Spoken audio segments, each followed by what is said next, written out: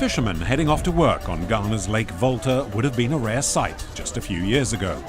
One of the largest man-made lakes in Africa, Lake Volta was poorly managed and virtually fished out. However, these days, on this stretch of the lake, over 30 locals have converted themselves into farmers, fish farmers. These watery pastures now produce hundreds of tons of fish, mainly tilapia, known as the aquatic chicken.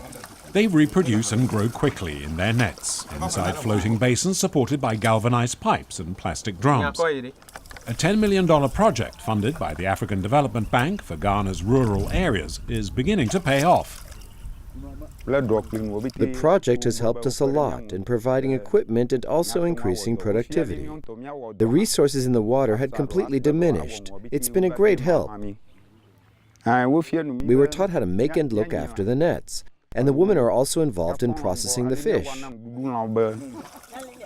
Back on dry land, Robert's wife is one of several who prepares the catch and takes the fish to the local market, where they sell directly to consumers.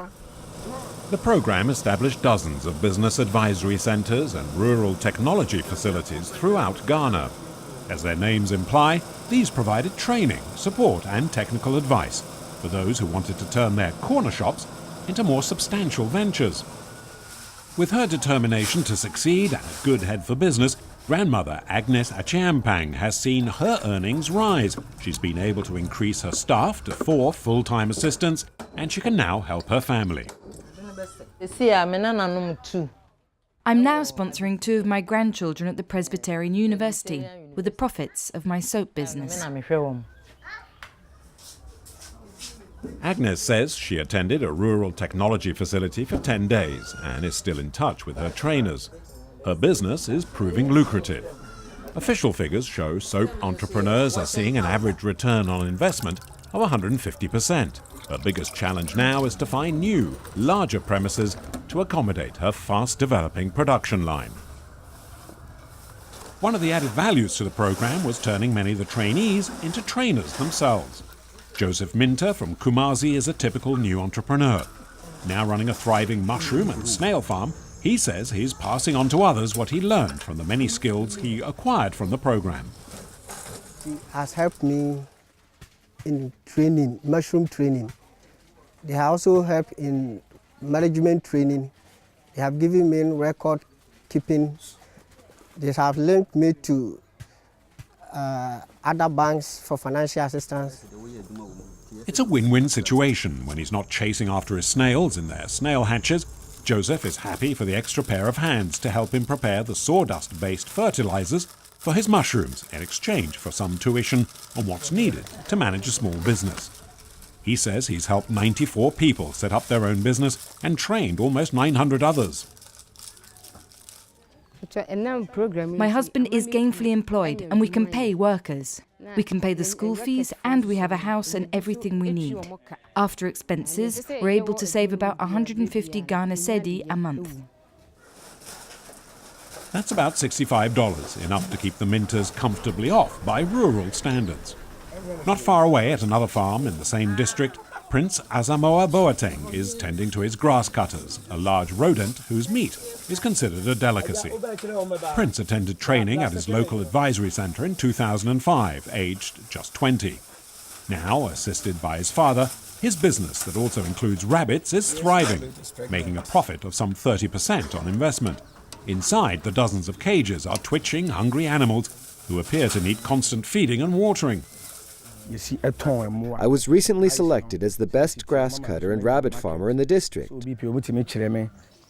I've become popular and people come to learn about grass cutter farming. It certainly made a big improvement in my family. Prince says he's been able to help relatives complete their schooling and that he often donates grass cutters and rabbits to charities for the unemployed and the poor.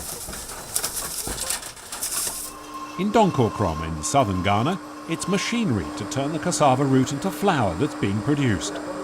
Basically, the center was set up to provide agro-processing machine, skill training to apprentices, and also to help to grow and promote micro and small enterprises within the districts.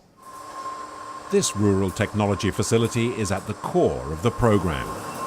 The pulse of machinery and the noises of lathes and drills punctuate the custom-built facility, which has now trained more than 600 clients. Setting up a light industrial area whereby the management of RTF are working towards it to secure a site so that all the artisans will be located at one place that will create a small light industrial area. And space also seems to be a premium at Samuel Gwaku-Gaikpa's tool shop. I started small and now I've opened a big shop, but I still want to expand. It's too congested. I need to buy land and relocate. Samuel employs 6 apprentices, turns out an average of 5 agro-processing machines a month for between $1,000 and $1,700 each, depending on size and type. He's a graduate of the Rural Technology Facility, being taught not just how to be a competent engineer, but also vital office management, finance, and organizational skills. Cassava is a root vegetable that features in diets throughout Africa. There is never a shortage of demand.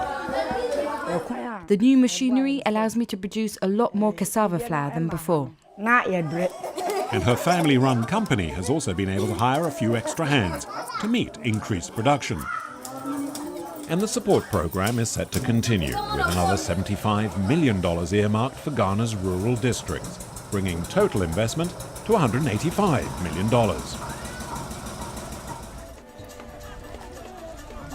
This will build on what's already been accomplished, with 150,000 people trained in management and craftsmanship skills, more than 54,000 new jobs, and over 24,000 new profitable businesses that have been created.